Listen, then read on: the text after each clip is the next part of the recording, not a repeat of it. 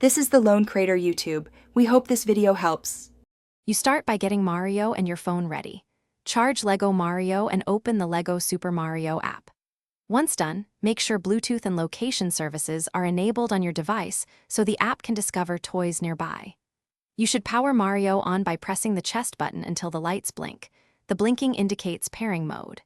Because the app needs a stable connection, keep Mario close to the phone, within 1 to 2 meters, while you continue. Next, pair Mario from inside the app. Open the Lego Super Mario app and tap Add Character or Add Toy. When the app prompts you, press and hold Mario's chest button as instructed. This triggers the Bluetooth handshake.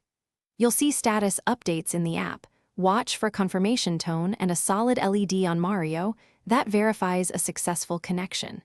If the app asks for permissions, allow them. The app needs those permissions to maintain the Bluetooth link and exchange data. Finally, validate the connection by running a short level or goal in the app. Make sure Mario registers hits, plays sounds, and shows scores.